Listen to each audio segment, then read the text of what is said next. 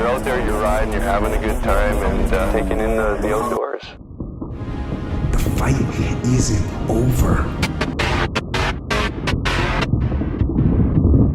The fight is just beginning.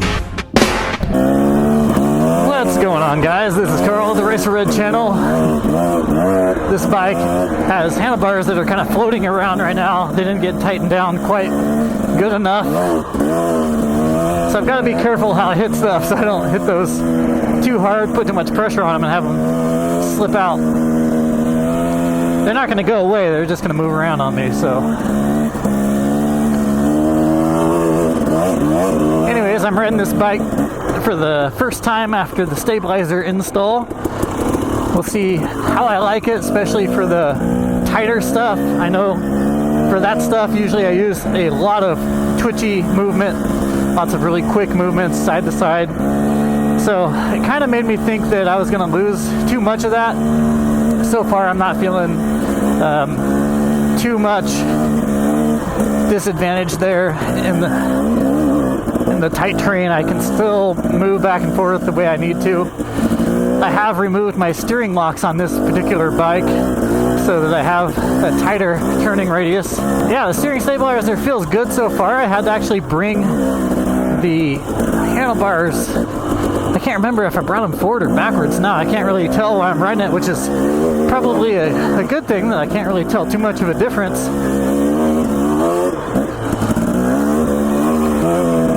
I can hit stuff going way faster with this thing now, since I have a front and rear suspension revalve from Proline, and now I've also got the stabilizer to work alongside that. This thing feels very, very stable. I was pretty concerned about the weight that I'm adding to the bike with this stabilizer, especially because it's on the front of the bike, and you can see it there. I'm using a GPR stabilizer because that's what was available. There's no other reason really. Stabilizers are like gold right now. You can rarely find one. This looks like it's upgraded from the one I used on the KTM. The one on the KTM ended up breaking or bending so bad that it might as well be broken. So I ended up having to replace parts on it after a crash. But this is like maybe 50% thicker on that same spot, so I don't know if they did that on purpose for this particular model or not.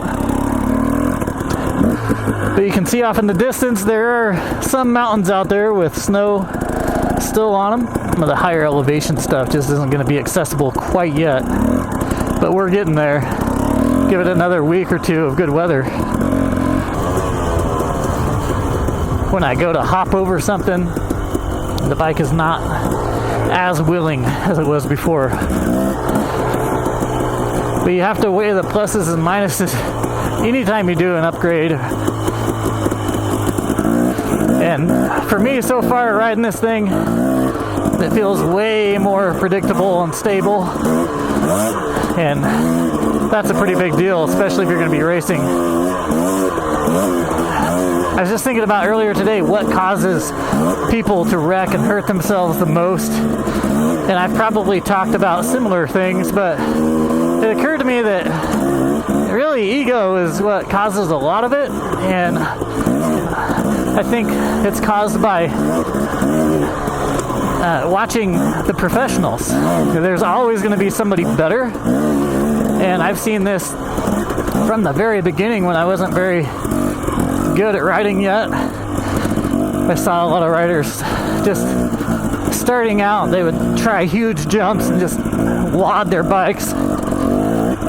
And I think that's because they just watch videos. They watch Seth Inslow, they watch whoever it is, Travis Pastrana.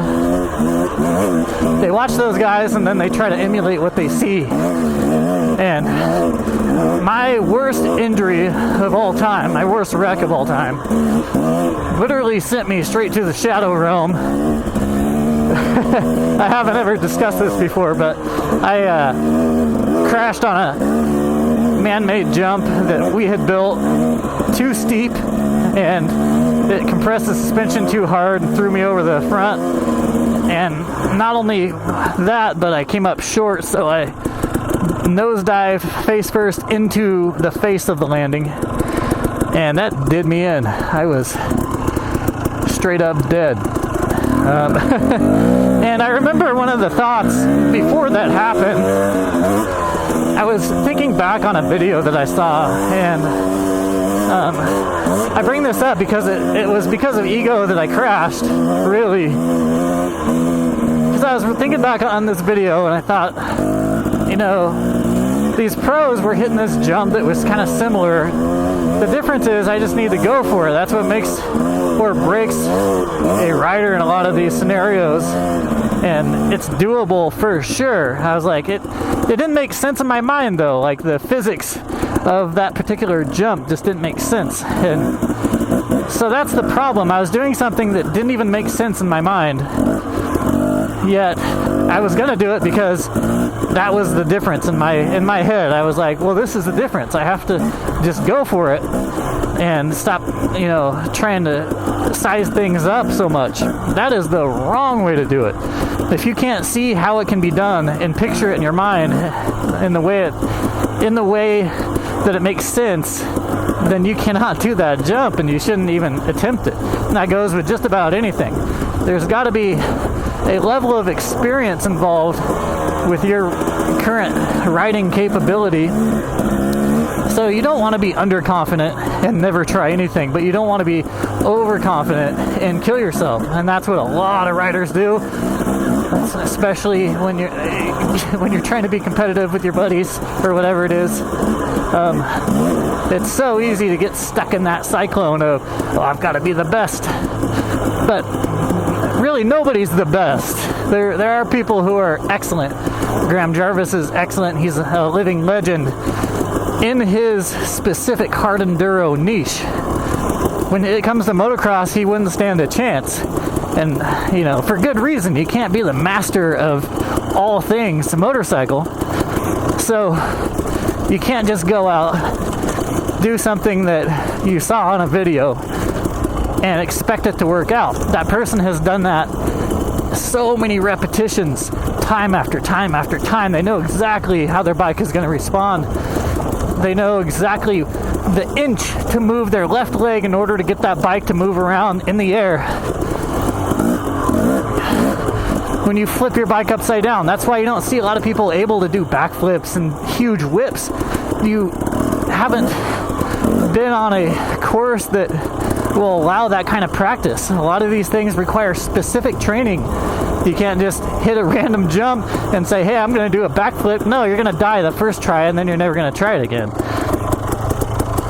So you have to practice that kind of stuff in a foam pit or in a safer environment. They have training areas where you can actually pay to get trained on that kind of stuff, where you can jump into a foam pit if you want, if that's your thing, like freestyle motocross. But that's why you just don't see riders who are able to do backflips very often. Otherwise, you know, if everybody was able to practice them, and then everybody would be able to do them. It's all about practice and knowing what can be done and what makes sense in your mind. If you've done a backflip before 1,000 times, then you can look at a little bump and probably think, oh, yeah, I could do that. Like, I know exactly how my bike's gonna respond to that. Same thing with doing 12 o'clock wheelies like Graham Jarvis. He's done it millions of times. He knows exactly what his bike is gonna do. And he started out really slow. My point here, talking about this, is that you don't need to hurry up. You don't need to spend your first year sending it. Your first year should be spent just learning to ride. Go slow. The more you can go slow, the faster you'll be. Yeah, put away the ego, and that's applicable in so many different sports. I bring up jiu-jitsu again. I used to train with a Brazilian brown belt. He was the featherweight champion of Idaho, Brandon Shuey. And he always said to put your ego down before you rolled with him. Or or anybody else for that matter.